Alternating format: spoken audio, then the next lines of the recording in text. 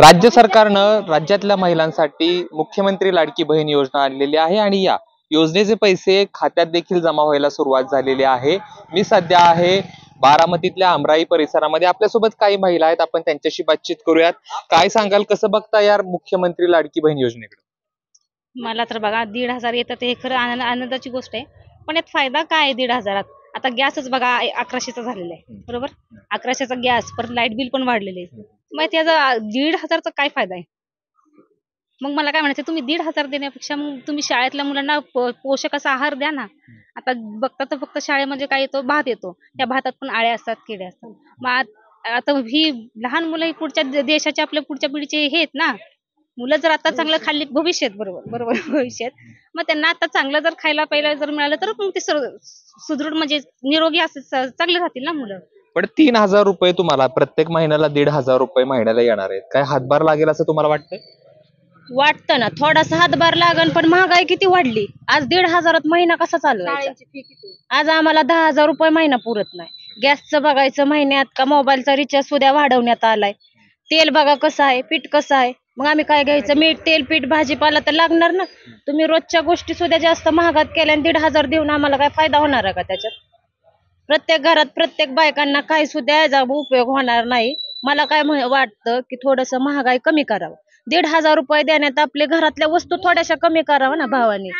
म्हणजे कसं आम्हाला जरा त्याच्यात आज तेल घ्यायला गेलं तर रुपये महाग पडत नाही, मग आम्ही आमच्या लेकरांसाठी कधी पैसे महाग टाकायचे? आम्हाला नाही वाटत 1,500 रुपयात आमचं महिना चालेल म्हणून। अजून आपल्या 3,000 रुपये येणार आहेत या महिन्याचे आणि मागच्या महिन्याचे आलेत का? नाही आले, आमच्या खात्यात नाही जमा झाले। लाईट बिल बी कमी करावं त्यांनी, लाईट बिल बी लय वाढवले। सगळ्या भाजी घ्यायला गेलं तर 50ला पिंडी आहे, 40ला पिंडी आहे, सगळं कमी करावं सरकारने। 1,500 रुपये पाठवले ती चांगली गोष्ट आहे, पण आमच्या खात्यावर अजून रुपया पण पडला नाही। पण ही महागाई जी आहे ना ती सरकारने सगळी कमी करावी। त्यांनी पहिला हप्ता मुंबईला दिला, दुसरा आता नागपूरला जाईल, पण नंतर आम्हाला मिळेल का नाही ह्याची आशाच नाही होणार ना। अजून तर नाहीच पडलेले पैसे, मग काय होते काय माहिती। मी काय म्हणते, 1,500 देण्यापेक्षा तुम्ही महागाई सगळं कमी करा। महागाई कमी केल्यास बरोबर सगळं आमचं म्हणजे सगळंच भागून जात आहे आमचं। तुम्हाला जर लाडकी बहीण चांगली व्यवस्थित जर पाहिजे असेल, सरकार म्हणतं लाडकी बहीण, ज्या टायमाला लाडकी बहीण कधी सुखाने राहील, ज्या वेळेस लाडक्या बहिणीचं 2 पैसे महाग पडतील किंवा घरात पैशाची कमतरता येणार नाही, कशामुळे? तुम्ही एवढी महागाईच वाढवली तर घरात कशा आम्हाला पैसे कमी पडणार नाहीत? तुमचं काय म्हणणं आहे? महागाई कमी करा, आम्हाला 1,500 रुपये महिना नाही दिला तरी चालेल, फक्त आमचे जे पैसे रोज जातात ना ते महाग काहीच पडत नाही आम्हाला पैसे। तुम्ही फक्त दर कमी करा, जे वस्तूंवर वाढ झालेली आहे ना एवढंच आम्हाला सहकार्य करा, बाकी काही नको आम्हाला।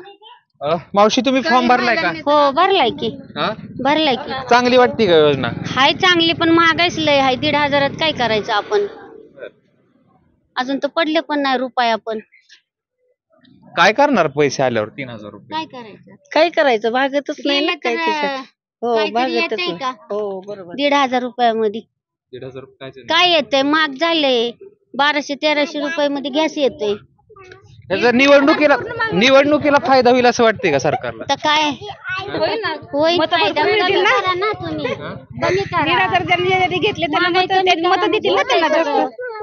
सगळ्या गोष्टी काय महिलांचे तर अजून फॉर्म पण भरून झालेले नाहीत, त्याला महिलांनी काय करायचं? त्यांचं फॉर्म भरणं चाललंय। त्यांनी सांगितले सरकारच्या वतीनं की जरी फॉर्म उशिरा भरले तर 3 महिन्याचे पैसे मिळतील, त्याचं काही हे नाहीये।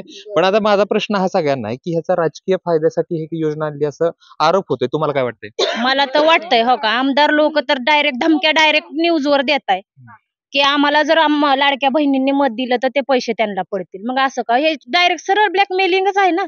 त्याच्यात सगळे लहान लेकरू सुद्धा सांगल। आता आम्ही बी न्यूज बघतो, न्यूज मध्ये तर डायरेक्ट आमदार लोक भाषण करतात, आम्हाला जर तुम्ही मतदान जर दिलं तरच तुम्हाला पैसे। मग आता ही योजना किती दिवस आणि किती महिने राबवणार आहेत? मतासाठी चाललंय का लाडकी बहीण सुखात राहण्यासाठी चाललंय?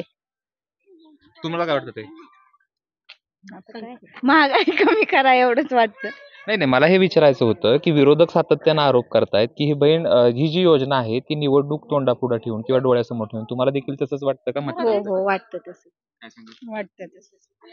आम्हाला फक्त आहे का नाही दर कमी करा एवढीच आमची इच्छा आहे, अजून काहीच नाही। 1,500 रुपये महिना आम्हाला नाही दिला तरी चालेल, फक्त महागाई जी वाढलेली आहे ती कमी करण्यात यावी। आम्हाला तुम्ही एवढं सहकार्य करा आणि जे अजितदादापर्यंत ही पोचलं तर बरंच आहे. अजितदादांनी पण आहे ना आम्हाला सहकार्य करावं एवढीच आमची इच्छा आहे. अजून काहीच नाही, फक्त दर जी वाढलेले आहेत ती कमी करण्यात यावं. तरी तुम्हाला असं वाटतं ही राजकीय फायद्यासाठी योजना आणली? हो, राजकीय फायद्यासाठीच योजना आणली.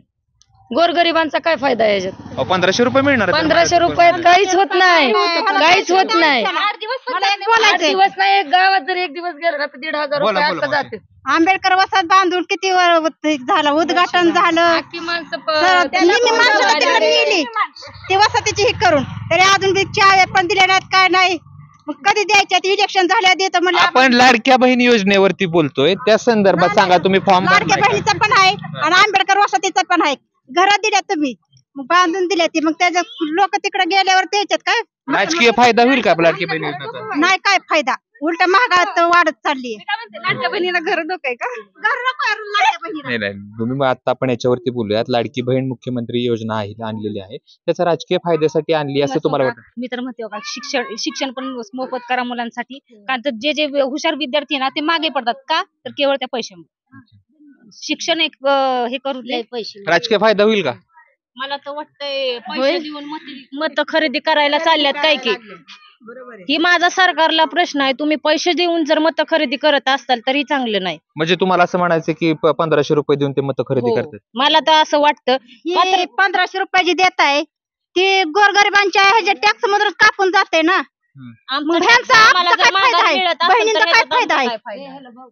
लाईट बिल मधलं कापून जाते, लाईट बिल वाढवून येते, त्यात कापून जाते, पाणपट्टीत कापून जाते, घरपट्टीत कापून जाते. बरं, आता मला सांगा, 1500 रुपये येणार आहेत प्रत्येकाला, 2 दिवसात येतील असं सांगितलं जाते, काय करणार? काय करणार? भावाला आयर म्हणून पाठवणार आहे. आता काय करणार? त्याचा तर काय फायदा मला नाही वाटत की ते 1500 महिनाभर. आता हे 2 महिन्याचं त्यांनी 3000 देण्यात आले. 1500 महिना जाईल असं मला नाही वाटत. मतदान होऊस तरच पैसे भेटणार आहेत. कायमचा विश्वासच नाही. कायमचे नाहीत. 2-3 महिन्यात पैसे तरच ही पुढं स्कीम चालू राहणार आहे, नाही तर स्कीम चालू राहणार नाही.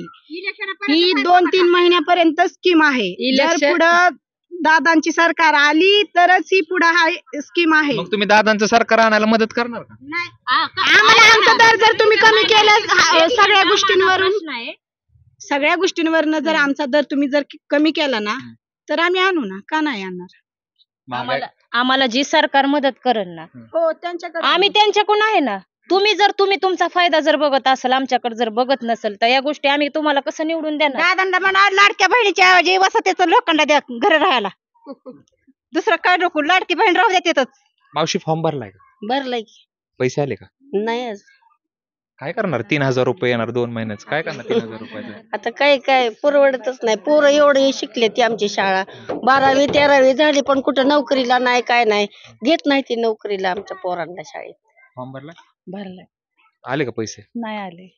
काय करणार आता? 2-3 दिवसात येतील 3000? भरपूर महागाई झाली. आमच्या मुलांना नोकरी लावली तरी फायदा आहे त्याच्यात. हो, अच्छा.